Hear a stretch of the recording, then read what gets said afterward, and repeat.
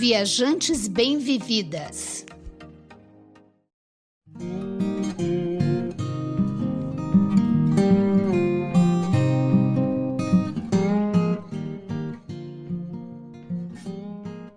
Olá pessoal, chegou 2025 e vocês não sabem, tem muitas novidades no Viajantes Bem-Vividas. Vocês vão ouvir novos episódios cheinhos de ótimas dicas, todas vivenciadas por nós duas ou pelos nossos convidados. Eu sou Lilian Azevedo.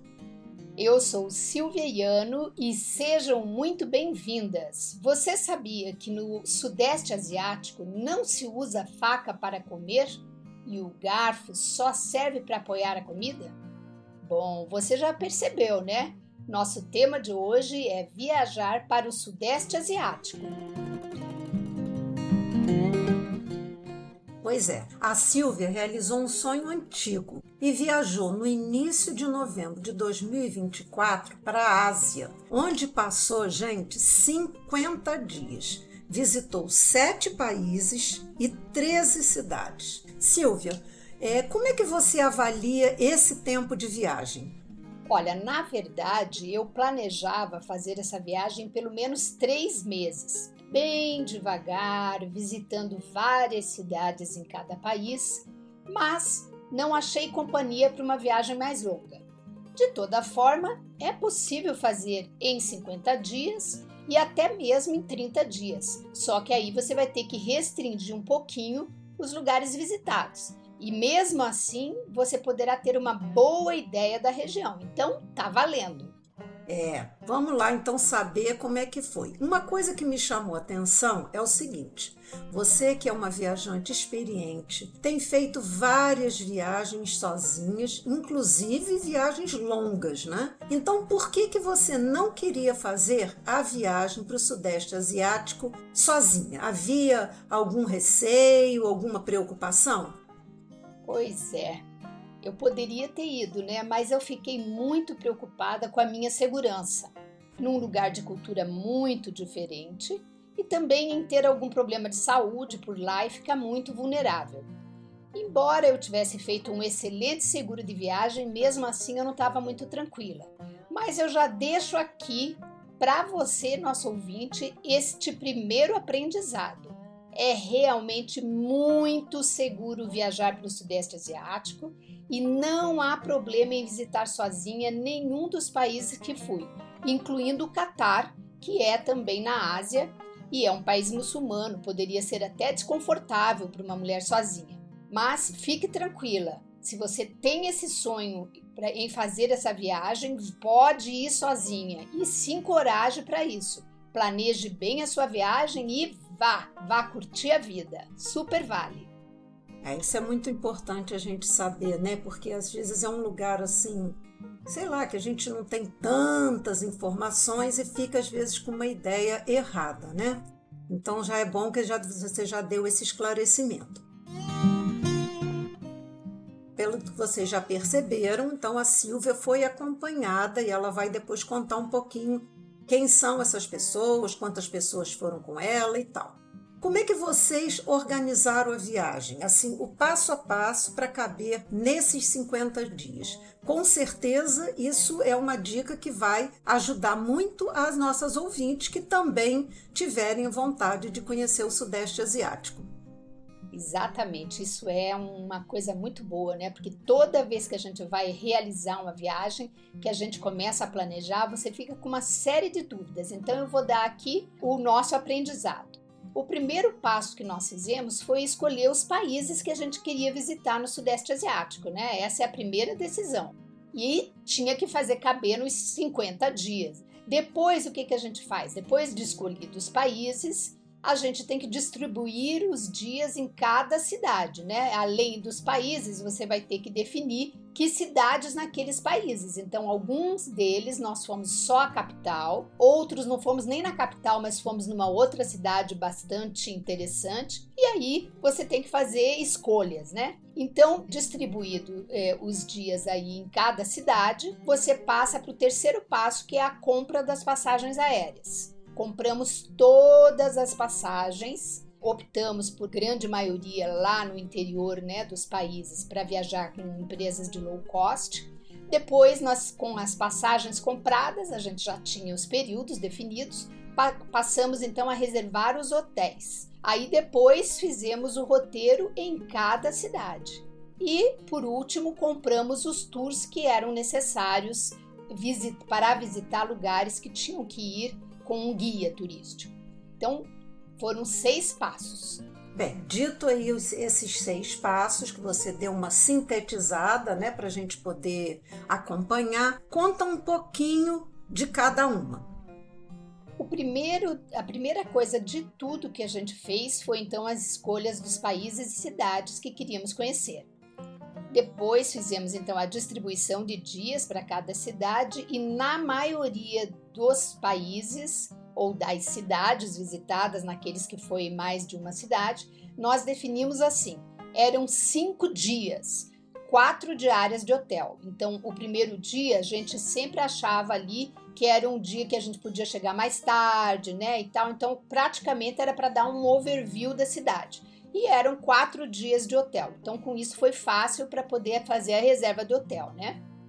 Ô Silvia, eu costumo comprar as passagens aéreas com um agente de viagem. Eu me sinto mais confortável assim. E vocês? Vocês todas compraram com agente? Compraram direto no site da companhia? Como é que vocês fizeram? Pois é, eu de costume já compro as minhas passagens, sempre vou direto à companhia aérea, escolho até por agregadores de companhias, mas sempre vou na companhia aérea e compro. Nós 4, né, eu e as minhas 3 companheiras de viagem, fizemos da mesma forma. Já com as datas definidas, nós mesmos compramos as passagens aéreas. Buscamos os melhores valores e horários nos agregadores de viagem, tipo Google Flights, Skyscanner, e usávamos muitas empresas low cost.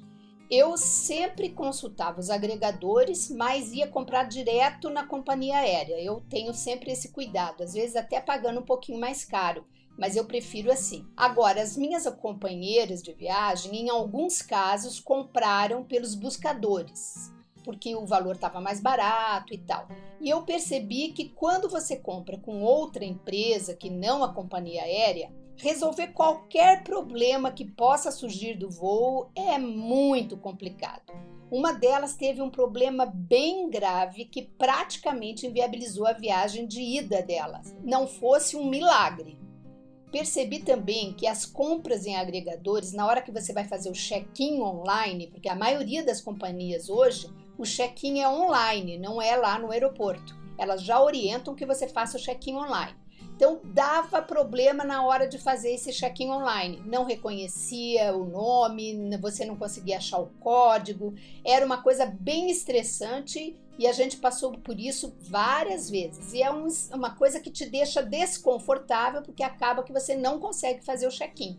Então, você vai ter que chegar mais cedo no aeroporto e vai ter que ir à companhia e ver se consegue fazer o check-in, achar um bom assento, essas coisas todas. Então, eu destaco como um segundo aprendizado: compre sua passagem sempre na empresa aérea. O desconto pode não valer o incômodo que você vai ter durante a viagem e esse estresse é totalmente desnecessário. Deixa eu só ressaltar aqui, né? Essa é uma maneira bastante possível de fazer. Eu destaco já de uma forma diferente. Eu não compro direto na empresa aérea. Eu acho que você comprando com um agente de viagem, você tem a possibilidade de um excelente suporte durante a sua viagem, exatamente para tudo isso. Até para o check-in, o agente de viagem faz, e eu prefiro também pagar um valor diferenciado, mas ter esse suporte do agente de viagem. Então, aí estão 2 maneiras distintas, mas bastante seguras, né, da compra da passagem aérea. Realmente, se você quiser fazer de uma forma mais confortável, né, sem ter trabalho, compra com agente de viagem, porque você comprando você mesmo que seja na companhia aérea, você tem que pesquisar, você tem que ver os horários, procurar valores, né, ver em uma empresa, noutra, então você gasta um tempo. Se você quiser mais conforto, vai fazer direto com o agente de viagem, sim, com certeza. Bom, Depois das passagens adquiridas, né, nós fizemos, como a gente já comentou lá nos 6 itens, né, todas as reservas de hotel. Sempre optamos por reservas reembolsáveis. Por quê? Podia acontecer algum problema e a gente não conseguir chegar naquela data, né? Alguma coisa dar errado. E também existia a possibilidade de repente, a gente descobrir uma opção melhor de hospedagem. Então, a gente tinha como cancelar essas reservas. Geralmente, elas vão assim até bem perto, uns 2, 3 dias antes do dia da chegada. E aí você tem essa flexibilidade de um bom tempo ainda antes para poder achar uma outra alternativa se for o caso, né? Bom, como a nossa agenda era apertada também, né? Nós tínhamos poucos dias em cada lugar, a gente optou então em fazer todas as reservas dos hotéis antes da viagem, porque a gente não podia perder tempo. A gente chegava na cidade, tinha ali 4 dias para usar, né? Para conhecer o local. Se a gente tivesse que gastar o nosso tempo para ficar procurando hospedagem, podia até conseguir lá localmente lugares mais baratos, mas nós perderíamos de fazer os passeios e conhecer a cidade. Então, é aquela história, quando você planeja uma viagem e você tem tempo delimitado, você tem que fazer escolhas, né? Então, a gente fez dessa forma e usava o tempo da cidade para fazer os passeios, visitar e conhecer os lugares. Em seguida, nós fizemos o roteiro para cada cidade, incluindo as atrações a visitar. Comidas típicas, os restaurantes que a gente queria conhecer. E eu também, como tenho um hábito, e aliás a minha professora foi a Lilian, né, minha parceira aqui no podcast, ela que me ensinou isso, eu comecei também a preparar os mapas, né, marcando essas atrações em todos os mapas no Google Maps. Isso dá uma ótima segurança para a gente, porque você pode andar pesquisando o Google Maps e você tem ali um roteiro que você já faz por áreas, né? Eu vou conhecer aqui primeiro porque está tudo perto, no dia seguinte eu vou para o outro lado que tem outras coisas perto. Então o Google Maps não só te direciona, como ele te ajuda a coordenar as ações que você vai fazer no dia, né? E perto de cada lugar onde você está, você já tem ali restaurantes marcados, as atrações, a própria hospedagem, você sabe onde é que está localizada. Então, tudo isso, mercado, farmácia, essas coisas te ajudam bastante. Então, essa ajuda da Lilian, né, foi um baita presente. Obrigada, amiga, por me ajudar aí nesse trajeto que foi...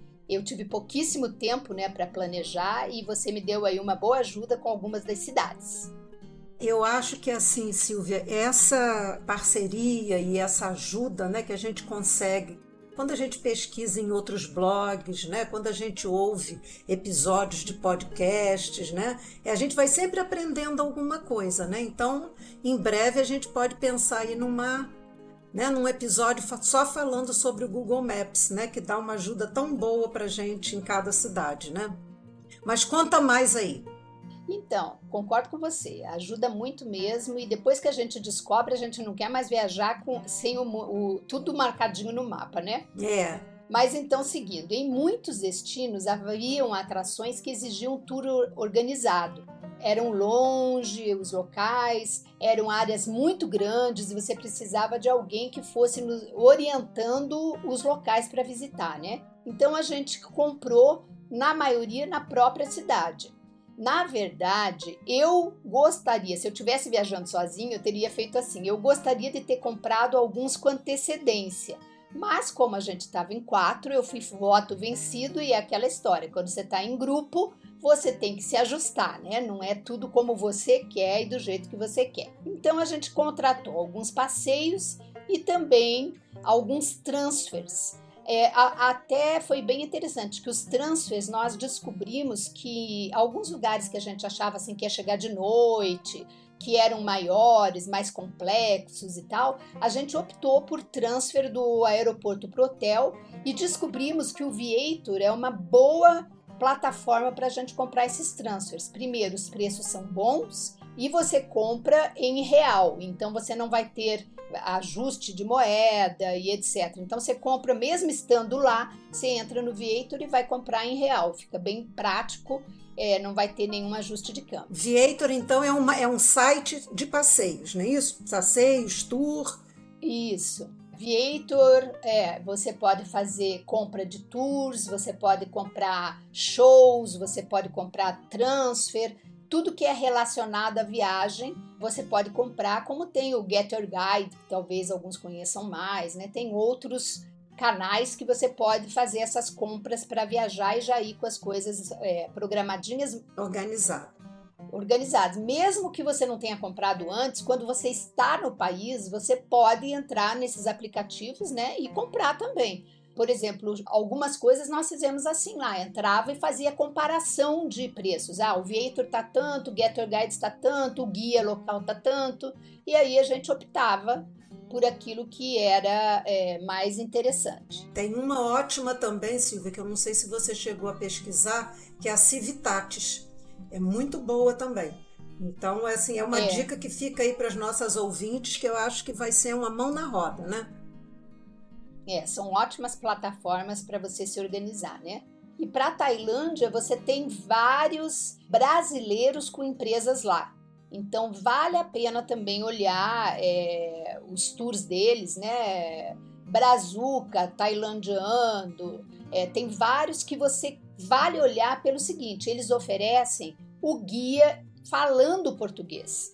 E é um pouquinho mais caro, porque você tem que conseguir, né? Eles, para poder oferecer esse programa, eles têm que conseguir ou brasileiros que morem lá e sejam guia de turismo, que não é fácil, ou um próprio tailandês que fale português, que também não é tão fácil, por isso o preço é um pouco mais caro. Mas eu vou lhe dizer, pela minha experiência, e olha, já viajei bastante para fora do Brasil, eu não tenho o inglês melhor do mundo, mas eu tenho um inglês capaz de comunicação. E eu senti bastante dificuldade pelo seguinte, a pronúncia do tailandês, quando ele fala inglês, é muito difícil de entender, porque é como a gente, né? A gente, quando aprende inglês, a gente fala com sotaque português falando inglês, né? O paquistanês fala com o sotaque do paquistanês falando inglês. E eles falam com o sotaque tailandês falando inglês. Então, é um negócio meio complicado para entender. Então, eu ficava sempre frustrada,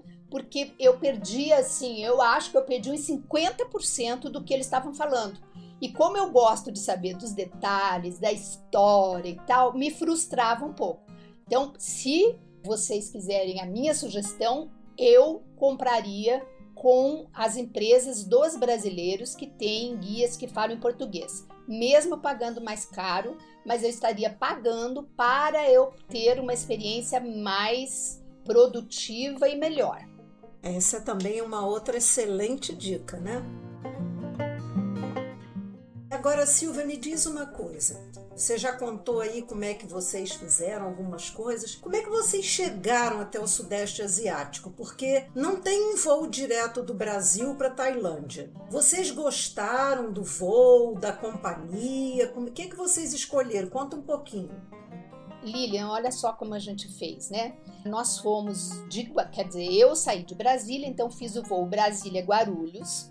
A outra pessoa saiu de Brasília e as outras duas, uma saiu de São Paulo mesmo e a outra de Florianópolis. Então, assim, nos encontramos as 4 em Guarulhos e de Guarulhos nós fomos a Bangkok pela Turkish Airlines, com uma parada em Istambul.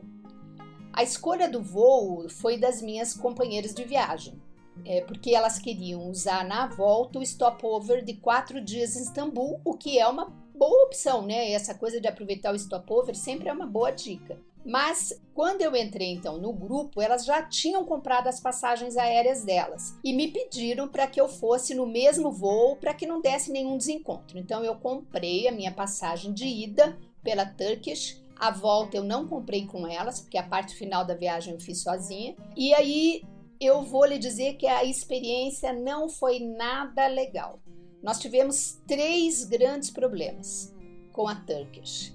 O primeiro problema foi que a empresa trocou antes da viagem, bem antes, né, um mês antes da viagem, ela trocou 3 vezes o horário de partida. Isso impactou diretamente a mim, que tinha comprado a passagem de Brasília para Guarulhos, de acordo com o horário que era o primeiro horário para sair de Guarulhos. Depois, era 10 horas da noite, e depois eles foram passando para 11 e até no final foi 1h10. Então eu fiquei um tempão no aeroporto que não precisaria ter ficado, né? Então já fiquei um pouco chateada, mas eu sempre penso assim, sempre Deus tem seus próprios planos. No fim, esse tempo acabou sendo hiper útil e logo vocês vão saber por quê.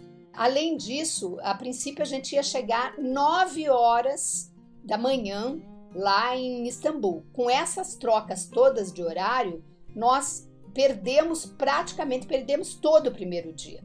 E nós chegamos com 20 horas de atraso. E isso atrapalhou demais, foi um dia inteiro. Em vez de chegar às 9h da manhã, nós chegamos 20 horas. E perdemos o dia inteiro, fomos usar só um restinho da noite. O segundo problema, houve um atraso tanto na saída de Guarulhos, como também em Istambul para Bangkok. Nós ficamos mais de 10 horas em trânsito no aeroporto de Istambul, o dobro do previsto. Foi realmente pesada essa espera, né? E você cansa, isso é madrugada, é no meio da noite, então é bem cansativo. Não sei se você vê dessa maneira, mas depois de uma certa idade a gente quer evitar ao máximo, né? Esse tipo de desgaste. Qualquer viajante, eu acho que fica naquela ansiedade, né, de chegar logo, o destino, começar a conhecer, a passear, então é bem desagradável. E eu também, Silvia, eu vi um vídeo seu que você falava que, né, que as companheiras de viagem tinham perdido o voo. O que aconteceu? Você falou bem interessante que assim mesmo com todas as situações difíceis e tal, a gente sempre aprende alguma coisa e aí nada melhor do que compartilhar esse aprendizado, né, com as nossas ouvintes, porque é uma dica que já fica se alguém um dia passar por essa situação. Então o que foi que aconteceu? Exato, esse foi o terceiro problema, é tal do perrengue chique, né? Depois de muitas trocas de horário, o voo foi marcado para o dia 31 de outubro, às 12h10 da noite. Então, seriam 24h10. Isso gerou um problema na interpretação. A partida seria na madrugada do dia 30 para o 31 ou na madrugada do 31 para o dia 1º. Parece estranho, né? Mas dá essa dúvida. Então, a gente sairia 10 minutos do dia 31 ou 10 minutos do dia 1º. Eu mesma liguei para a companhia aérea, para Istambul, e fiz essa pergunta para o agente. E ele ficou todo confuso e não soube me dizer. Então, você vê que o negócio não era claro, né? No final, o que aconteceu? Uma delas, ao chegar ao aeroporto, uma das minhas companheiras de viagem, ao chegar ao aeroporto, descobriu que o voo dela já tinha partido. Na verdade, não foi nem quando ela chegou. Por que eu falei que o meu tempo de Guarulhos foi bom, né? Essa, em especial, estava em Florianópolis ainda, quando ela mandou mensagem pra gente dizendo que o voo dela era tal, que nós fomos olhar, ela mandou o negócio, e aí a gente percebeu que tinha um problema, que estava ali marcado, era dia 31, não era 1º no dela. Aí esse tempo que eu fiquei lá esperando à toa, né, eu e a outra companheira aqui de Brasília, a gente ficou todo esse tempo que eu tinha planejado ficar na sala VIP, ficamos em frente ou na sala da Turkish, tentando falar com a Turkish. E pior que isso, esta mesma colega tinha comprado a passagem dela pelo Decolar. O que aconteceu? A Decolar, ela falou isso pra gente ao telefone, que eles não tinham recebido a atualização do site e por isso que o bilhete saiu daquele jeito. Quer dizer, o que a gente descobriu? Nós gastamos horas e horas falando com a Turkish e com a Decolar e no fim um jogava o problema para o outro jogava para um. A Decolar dizia que não era culpa dela, que era problema da Turkish, que não tinha atualizado o site. A Turkish dizia que não tinha nada por fazer porque aquela passagem não tinha sido comprada com a Turkish e ela não podia alterar nada na passagem. E aí, resumindo a prosa, essa menina perdeu a passagem de ida a Bangkok. Ela não tinha mais como viajar. E a única saída era comprar uma nova passagem que, mesmo com o desconto que a Turkish disse que nos deu, saiu por R$12.000. A passagem, porque sim, Aí, como ela não voou na ida, ela perdeu a volta, né? Todo mundo sabe isso. Quando você não voa o trecho da ida, a volta cai. Então ela ficou sem passagem nenhuma, nem de ida e nem de volta. E praticamente ela não ia mais viajar. Houve ali uma atuação do grupo para que ela conseguisse comprar uma nova passagem e fazer a viagem. Então, segue aí um aprendizado importantíssimo, né? Aquela história de você comprar a passagem em agregadores que não são a própria empresa. Quando acontece um problema desse, a empresa aérea não vai te ajudar. Então, esse é um grande risco. Isso é muito importante, gente. Às vezes a gente vai ou por inexperiência, ou às vezes porque tem um preço que tá muito tentador, mas a gente, com o passar do tempo, com a experiência, a gente vai vendo uma coisa, ouvindo outra. Então, olha, esse alerta aí da Sílvia é bem importante. E agora vamos para uma parte bem gostosa, né? Quais foram os países e as cidades que vocês visitaram nessa expedição para caber em 50 dias? Olha, Lilian, foram 7 países e 13 cidades. Nós iniciamos pela Tailândia, primeiro a parte norte da Tailândia, depois nós fomos para os países próximos ali, que é Vietnã e Camboja. Aí voltamos para a Tailândia e fizemos a parte do sul da Tailândia, onde estão as praias.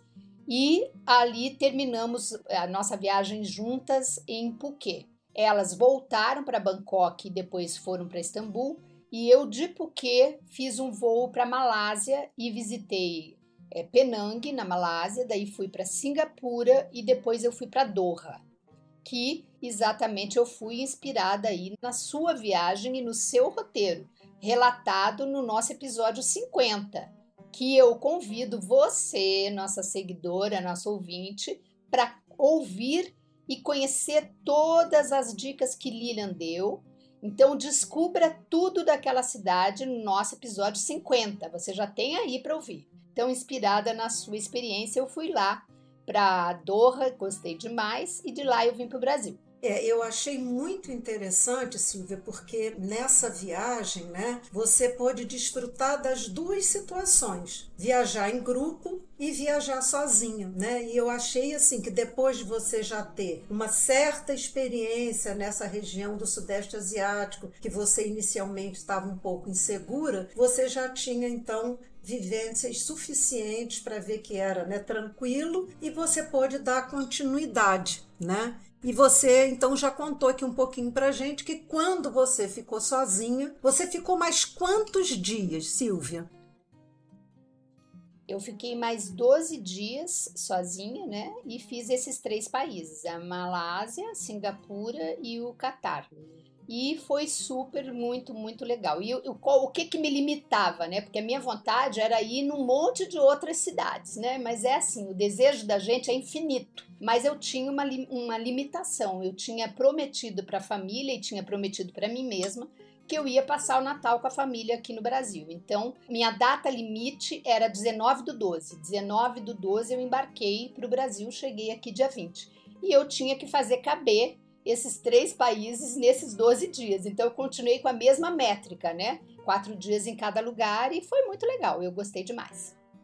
Mas é muito interessante. Eu achei muito bonito, fiquei assim feliz, Falei, poxa, que bom que a viagem que eu fiz a Doha e que eu contei aqui num episódio, inspirou a Sílvia. A gente fica sempre feliz, Sílvia? Com vontade que cada viagem que a gente faça inspire não só, uma a outra, mas também que possa inspirar dessa mesma maneira as nossas ouvintes. Aliás, vamos deixar aqui o bisuzinho para vocês. Se alguém fizer uma viagem daquelas que a gente conta aqui no episódio, manda pra gente uma historinha dizendo o que você fez e tal. A gente recebeu isso de uma querida seguidora que foi para Portugal fazer um doutorado sanduíche e ela foi visitar uns lugares que a gente tinha sugerido. Também uma outra seguidora que foi para Sardenha e foi visitar um lugar que a gente tinha falado aqui. Então, isso é o maior presente que vocês podem nos dar. Realmente terem se inspirado a visitar um lugar que vocês ouviram aqui. Então, não deixa de contar pra gente. E tem agora o outro presente que a gente vai pedir aqui. Nós queremos, então, falar para vocês que seguem o Viajantes Bem-Vividas, tanto no Instagram, no Spotify, para vocês se inscreverem no YouTube, tá? Para nós isso é muito importante. E não deixa de curtir, de deixar um comentário, tanto no YouTube quanto no Instagram, e de compartilhar, gente. Tem uma setinha ali escrito compartilhar. Você clica ali e você pode mandar para os seus amigos pelo WhatsApp, né? Um episódio que você gostou, se você sabe que um amigo vai viajar para um lugar, olha que legal, vou mandar isso aqui das Viajantes Bem-Vividas, porque vai ser muito interessante. A sua interação, ela faz com que os algoritmos, né, do YouTube, do Instagram, eles entendam que um conteúdo é interessante e aí eles mostram para muito mais pessoas. Nós contamos com seu apoio para que possamos expandir esse nosso alcance.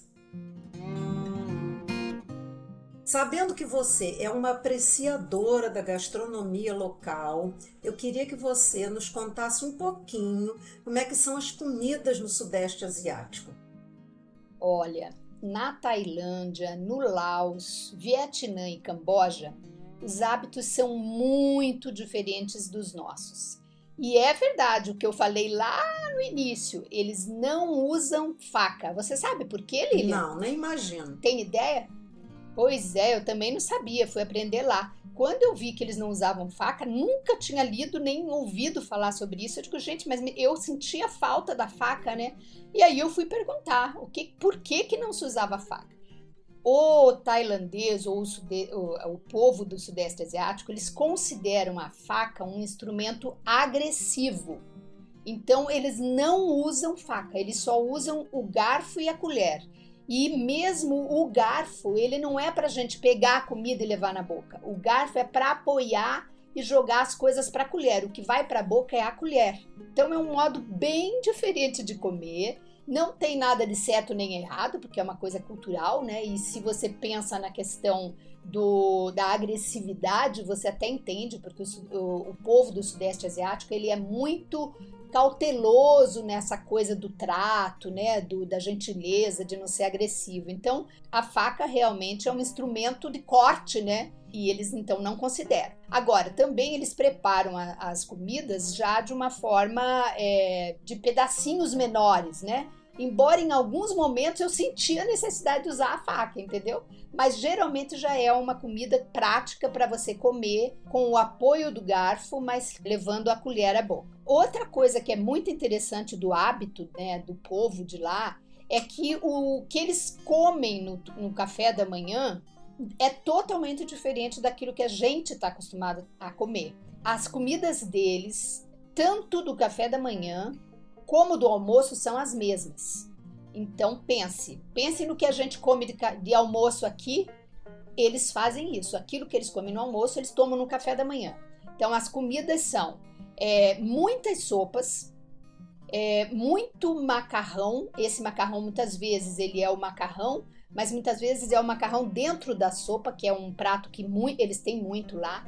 E esse macarrão, eles têm vários tipos diferentes de preparo desse macarrãozinho, que é um macarrão bem fininho, e ele tem feito de farinha de trigo e de farinha de arroz. Eu amei o de farinha do arroz. Eu sempre pedi o macarrão de farinha do arroz, que eu achava que era mais saudável, inclusive, né?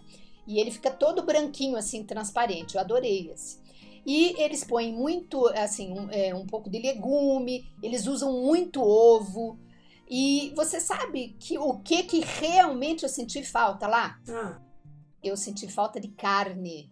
Carne bovina praticamente não existe na comida rotineira do tailandês. Não é que não tenham restaurantes que são internacionais ou estrangeiros que não tenha carne. Eu comi carne, por exemplo, eu comi um medalhão maravilhoso, mas num restaurante canadense que tinha no Laos. Agora, na comida do tailandês, né, do Sudeste Asiático mesmo, típico, o que que eles têm? Eles têm muito frango tem bastante, e a carne é a carne de porco, e que vem nessas sopas, né? Agora, uma outra coisa também é que a carne, ela é um quadradinho, é quase como se fosse um carpaccio, só que é um quadradinho, assim, um retângulo.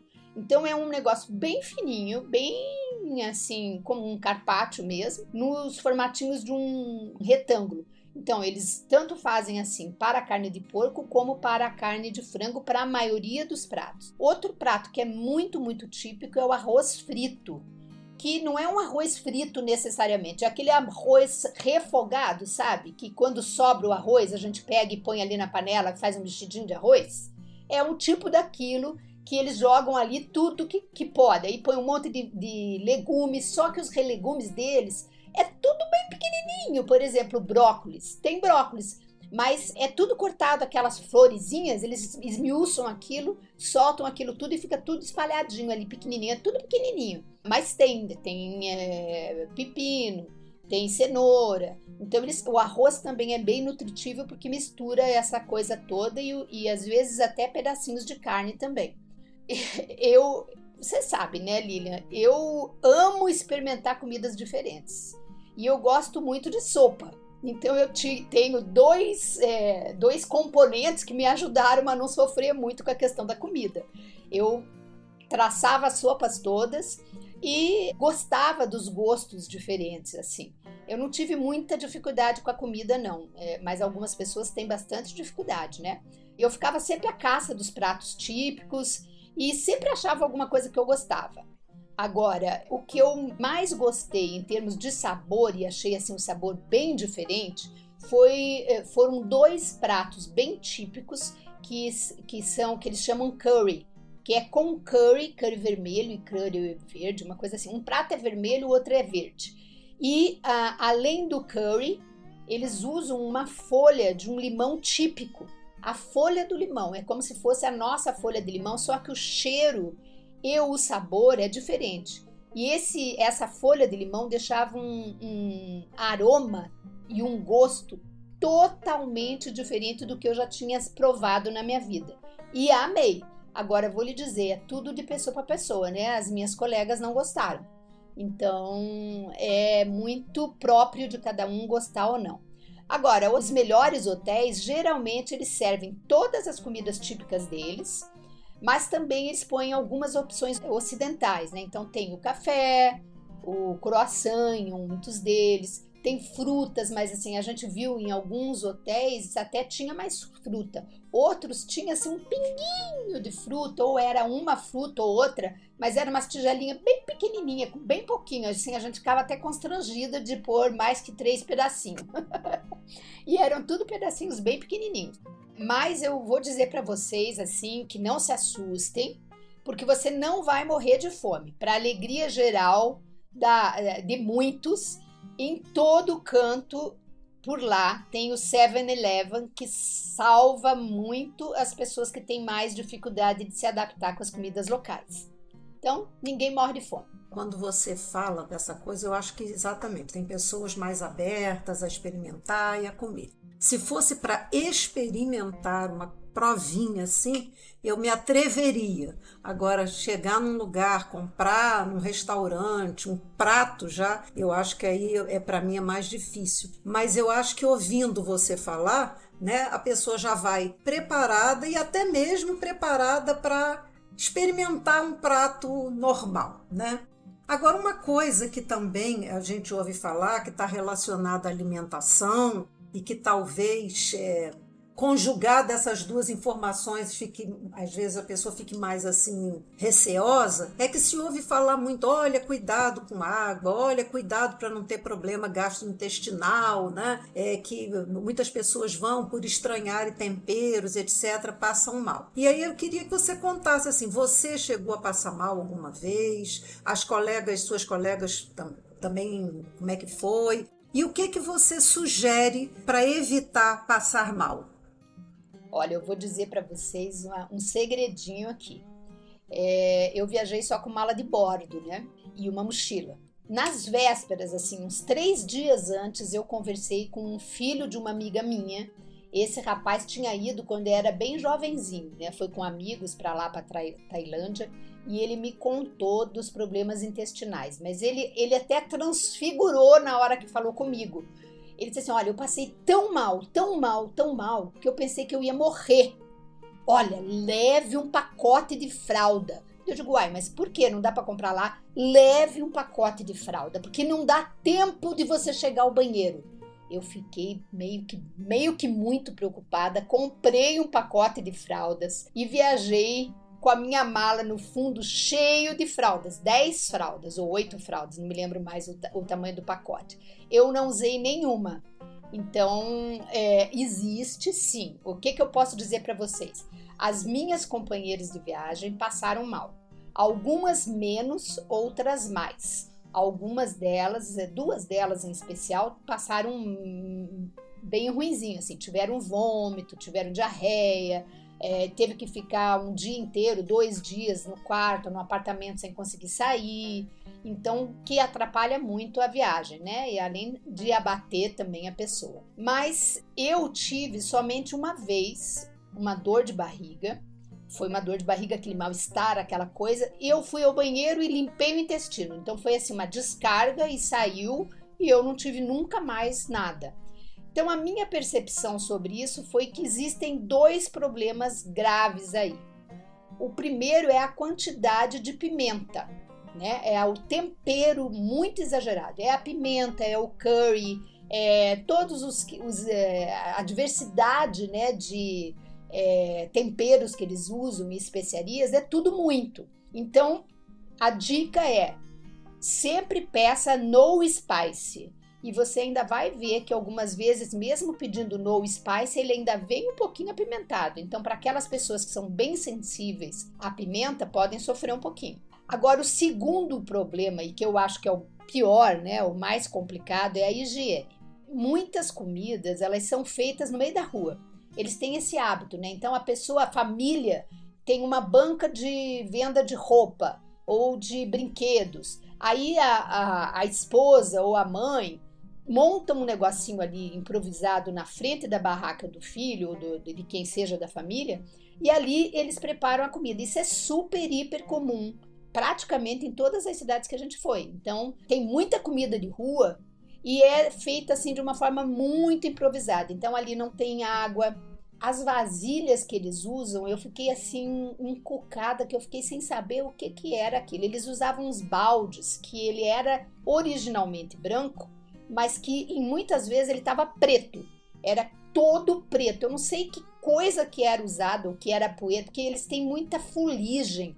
O chão não é limpo, então eu não sei se era fuligem que grudava. Eu olhava aquele balde preto e aí, às vezes, vendo assim, eles lavarem os frangos dentro aquele balde, eu olhava aquilo e digo: Jesus amado, eu nunca comeria um negócio desse. Então tem muito disso. Além disso, tem muita mosca. E tudo isso são elementos para a contaminação da comida, além de um calor absurdo. Então, eu passei, por exemplo, em Phuket, a gente andava pelas ruas, tudo arrumadinho, bonitinho e e aí tinha assim, um monte de coisa de frutos do mar, peixe, camarão, etc, etc, mas cheio de mosca. E eles punham de manhã cedo e ficava aquilo lá fora da geladeira o dia inteiro. Então, se você pedir um negócio daquele, você é fadado a morrer, né? Porque eu, então, cuidei muito com isso. Eu olhava o lugar, olhava a forma de fazer, ficava ali observando, porque geralmente essas comidas de rua, elas são mais baratas, mas aí é que tá, né?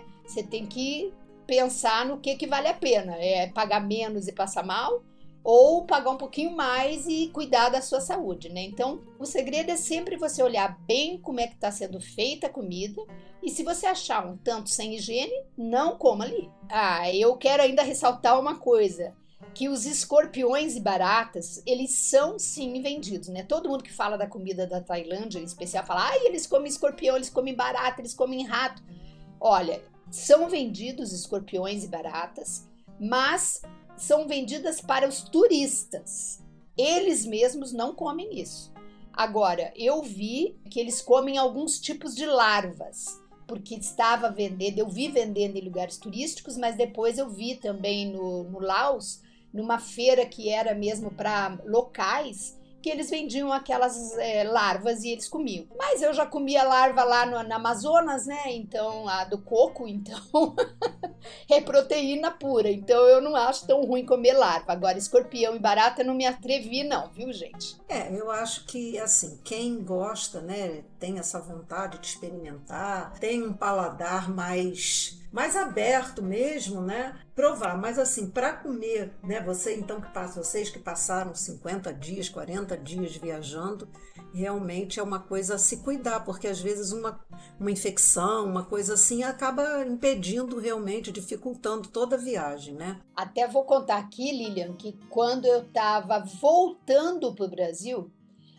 eu encontrei uma moça, um casal, na verdade. Ela tem uma escola infantil em São Paulo, eu não me lembro agora exatamente o nome dela. Ela estava entusiasmadíssima, né? E eu aproveitei, passei um monte de dica e tal, tal, tal. E eu, depois, acompanhando ela na viagem, ela passou muito mal. Ela ficou 2 dias internada em hospital. Ela precisou ir para o hospital. Ela teve uma gastroenterite, desidratou e precisou internar por 2 dias. Perdeu vários passeios porque teve que refazer a organização da viagem. Então, não é raro as pessoas passarem mal mesmo. Então, você tem que cuidar com a comida.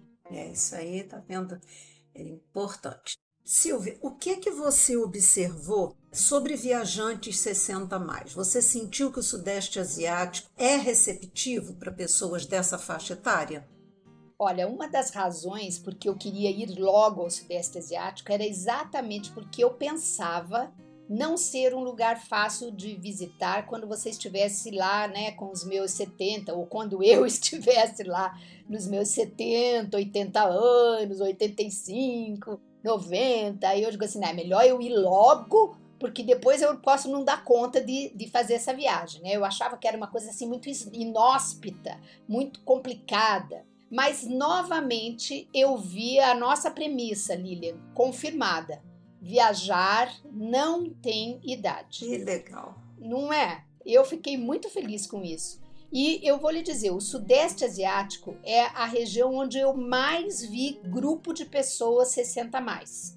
Eu vi muitas, mas muitas mesmo, excursões para a geração prateada. Era um ônibus que, quando parava assim num ponto turístico, saía assim aqueles 30, 40 homens e mulheres já de cabelinho branco ou cabelinho pintado, mas já eram mais idosos. Então, você vê que é uma procura grande dessa população 60 a mais. E outra coisa que eu observei também foi que muitas famílias viajam juntas para o Sudeste Asiático. Eu vi vários grupos, assim, eu vou contar aqui assim de memória, pelo menos uns 5 grupos que eram mãe com seus 80, 85 e as filhas viajando junto. Eram 3 filhas, 5 filhas, tinha um grupo que tinha 6 filhas com a mãe já bem idosa, né? 80 a mais, talvez 90 a mais, mas com capacidade de caminhar. E vi muitos grupos assim. Então, comemorando lá a viagem com a mãe, muitas delas estavam comemorando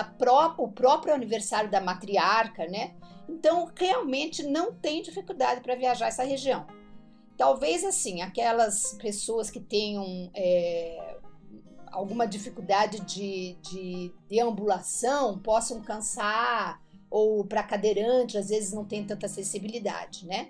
A única coisa assim que eu me lembre que poderia ser um impeditivo, né, para uma pessoa 60 a mais, 70 a mais, 80 a mais, seriam alguns templos que ficam no alto. Um deles que a gente visitou tinha até elevador. Eu mesma peguei o elevador.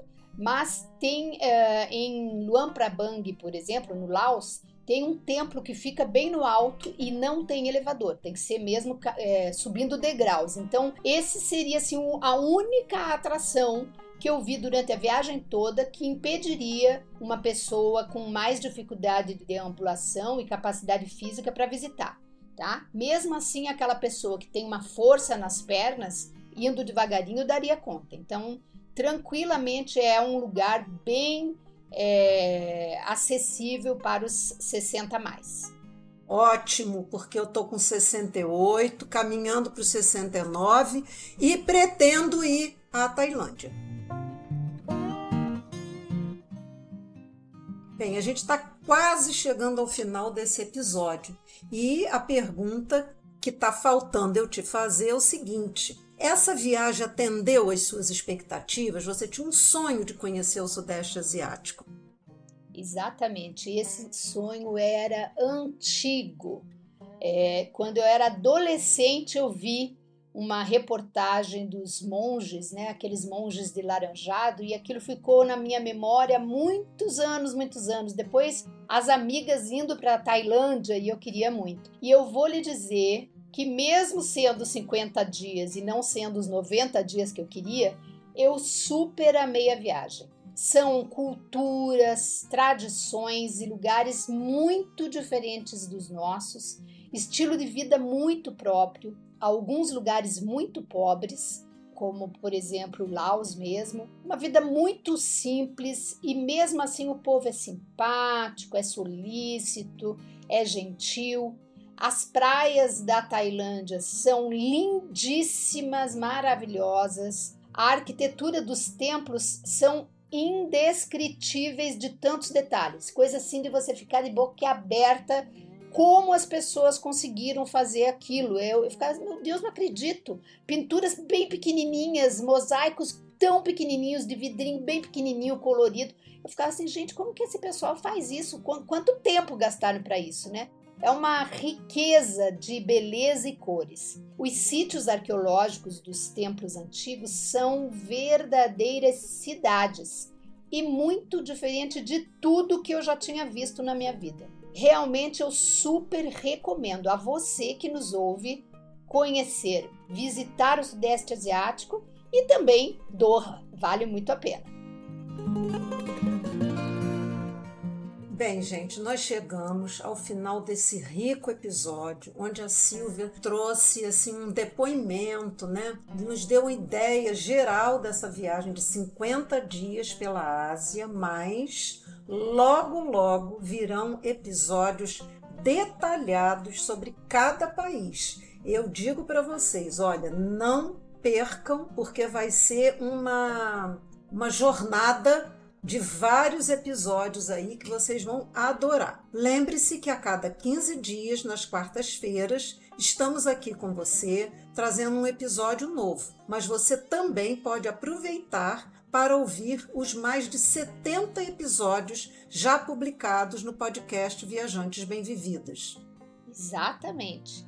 Todos têm muitas dicas de destinos, atrações, roteiros completinhos que é só você anotar e outras informações sobre viagens. Muito prático, gratuito para você montar sua viagem ou para você chegar para o seu agente de viagem, sua agência de viagem e dizer eu quero assim, assim, assim, quero ir em tal lugar. Então ali você tem uma riqueza de informações para você organizar e planejar tudo que você precisa para viajar por esses lugares no Brasil e fora do Brasil. E, novamente, a gente quer pedir aqui para você, ajude a gente a fazer chegar essas informações, esses conhecimentos, essas dicas a muitas outras mulheres. Nos siga no Instagram, no Spotify e também se inscreva no YouTube. Clique lá no sininho do YouTube para que você não perca nenhum dos episódios.